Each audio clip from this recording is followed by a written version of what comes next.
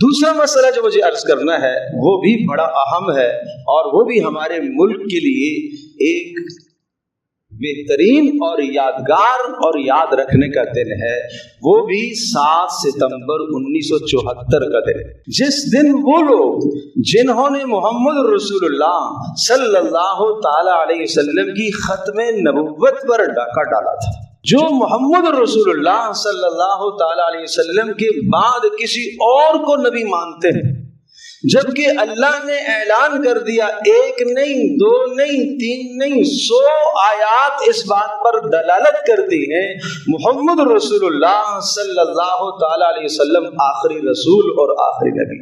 210 احادیث اس بات پر دلالت کرتی ہیں کہ محمد رسول اللہ صلی اللہ تعالی علیہ وسلم آخری نبی اور آخری رسول، رسول اللہ صلی اللہ علیہ وسلم کے بعد کسی نبی اور کسی رسول نے نہیں آنا، اور جو شخص محمد رسول اللہ صلی اللہ تعالی علیہ وسلم کے بعد کسی بھی نبوت کو تسلیم کرتا ہے، کسی بھی نبی کو تسلیم کرتا ہے، قرآن کریم کی ان 100 آیات کی روشنی میں محمد رسول اللہ صلی اللہ تعالی علیہ وسلم کی 210 احادیث کی روشنی میں وہ شخص دائرہ اسلام سے خارج ہے۔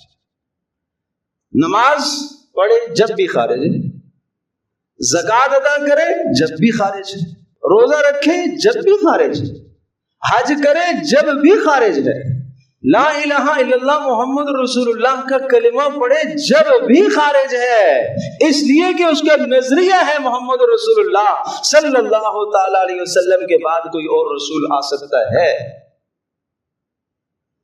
چونکہ قرآن کریم دیکھو، اسلام لانے کے لیے تمام چیزوں کا ماننا ضروری ہے۔ ایک آدمی کو آپ اسلام میں داخل کرتے ہیں، آپ اس سے یہ کہیے کہ آپ اجمالی طور پر اس بات کا نظریہ اور عقیدہ رکھتے ہو کہ محمد رسول اللہ صلی اللہ تعالی علیہ وسلم نے جو کچھ لایا ہے، جو دین ہمیں دیا ہے، وہ برحق ہے اور سچ ہے۔ اگر وہ اس کا نظریہ رکھتا ہے تو اسے ہم اسلام میں داخل سمجھیں گے، لیکن اسلام سے نکلنے کے لیے سب چیزوں کا انکار کوئی ضروری نہیں ہے، ایک چیز کا انکار کرنے سے بھی آدمی اسلام سے خارج ہو جاتا ہے۔ ایک آدمی سب چیزوں کو مانتا ہے، کہتا ہے میں نماز کو نہیں مانوں گا، اسلام سے خارج ہے۔ ایک آدمی کہتا ہے میں سب چیزیں مانتا ہوں مگر زکوٰۃ نہیں ادا کروں گا، اسلام سے خارج ہے۔ سیدنا ابوبکر صدیق رضی اللہ تعالی عنہ نے ان لوگوں کو اسلام سے خارج مانا جنہوں نے محمد رسول اللہ صلی اللہ علیہ وسلم کے بعد نبوت کا دعویٰ کیا تھا۔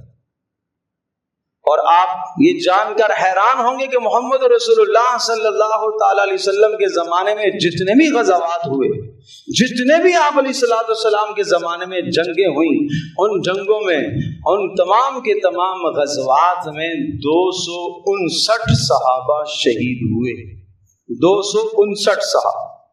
اور رسول اللہ صلی اللہ علیہ وسلم کے جانے کے بعد جو یمامہ کی جنگ ہوئی ہے، مسیلمہ کذاب جس شخص نے نبوت کا دعویٰ کیا تھا، اس کے خلاف جو جنگ ہوئی ہے، اس میں 1200 مسلمان شہید ہوئے۔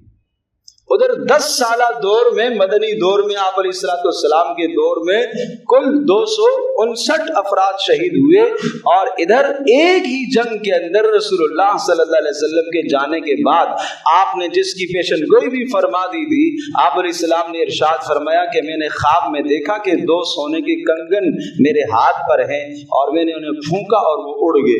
پوچھا کہ اللہ کے رسول کیا تعبیر ہے؟ کہا 2 شخص پیدا ہوں گے میرے بعد جو نبوت کا دعویٰ کریں گے، ایک مسیلمہ کذاب، دوسرا اسود عنسی۔ تو دونوں کے دونوں واصل جہنم ہوئے، اور وہ جو آپ نے فرمایا کہ میں نے انہیں پھونک مارا اور وہ اڑ گئے، وہ اڑ گئے، ختم ہو۔ تو رسول اللہ صلی اللہ علیہ وسلم نے وضاحت کے ساتھ فرمایا کہ یاد رکھنا میرے بعد کوئی نبی نہیں آئے گا۔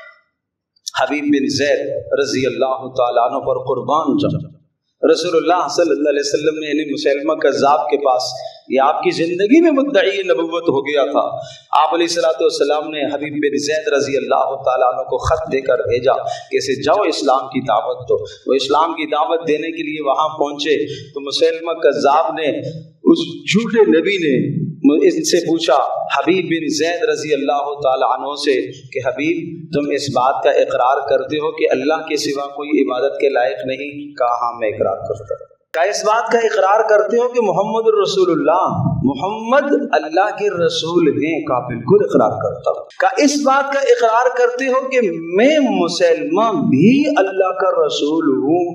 کہا میرے کان بہرے ہیں،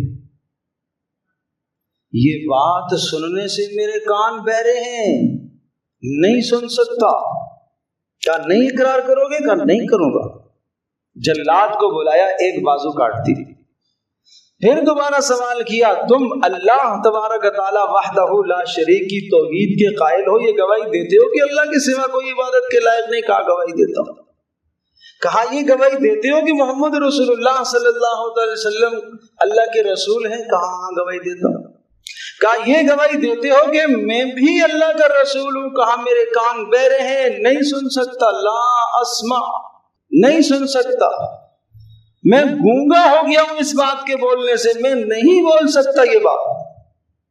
جلاد نے دوسرا بازو بھی کاٹ دی، پھر پوچھا، پھر وہی جواب، پھر ایک ٹانگ کٹ گئی، پھر پوچھا، پھر وہی جواب، دوسری ٹانگ بھی کٹ گئی۔ اس طرح سے حبیب بن زید رضی اللہ تعالی عنہ نے محمد رسول اللہ صلی اللہ تعالی علیہ وسلم کی ختم نبوت پر اپنی جان کو قربان کر دیا، قربان کر دیا۔ کوئی توریہ لفظ بول سکتے تھے، کوئی ایسا لفظ کہہ سکتے تھے کہ جس سے جان بچ جاتی، یہ بھی ہو سکتا تھا کہ جان بچانے کے لیے کلمہ کفر کہنے کی اجازت ہے، مگر آئندہ آنے والی نسلیں تاریخ کیا رقم کرتی؟ یہ سمجھانا مقصود تھا کہ محمد رسول اللہ صلی اللہ علیہ وسلم کی ختم نبوت پر اگر جان لگ جائے تو یہ سستا سودا ہے، جان آج بچا لوں گا تو اس سے بہتر مقام شاید جان قربان کرنے کا دوبارہ میرے پاس نہیں آئے گا۔ یہ نظریہ تھا۔ اور آخری بات کہہ رہا ہوں، جب یہ خبر ان کی والدہ کو پہنچی ہے، ماں، اللہ اکبر، ماں، آج کی ماں اور باپ جو لوگ صاحب اولاد ہیں، ایک لمحے کے لیے اپنی اولادوں کا تصور تو کرو، ماں باپ کو اپنی اولاد کے ساتھ کیا محبت ہوتی ہے۔ جب یہ خبر آئی کہ آپ کے بیٹے کے ٹکڑے ٹکڑے ہو گئے، دونوں ہاتھ کٹ گئے، دونوں پیر کٹ گئے، دھڑ الگ ہو گیا اور جسم کے یوں 5 اجزاء بکھرے پڑے ہوئے ہیں، ٹکڑے ٹکڑے کیے ہوئے ہیں، تو ماں نے خوشی سے کہا، لہذا اليوم ولدت، لہذا اليوم، آج کے دن کے لیے تو میں نے جنا تھا، آج ہی کے دن کے لیے تو میں نے جنا تھا، ارے اسی دن کے لیے تو میں نے اسے پیدا کیا تھا۔ اللہ اکبر، اللہ، تو مجھے یہ کہو گے کہ جناب میں خوف زدہ ہو جاؤں گی اور میں ڈر جاؤں گی اور میں چیخوں گی اور میں مین کروں گی؟ میں نے تو اسی دن کے لیے پیدا کیا، میرا بچہ محمد رسول اللہ صلی اللہ علیہ وسلم کے نام پر قربان ہو جائے۔ آج یہ جذبہ ہر مسلمان کے اندر ہونا چاہیے، آج یہ احساس ہر مسلمان کے اندر ہونا چاہیے۔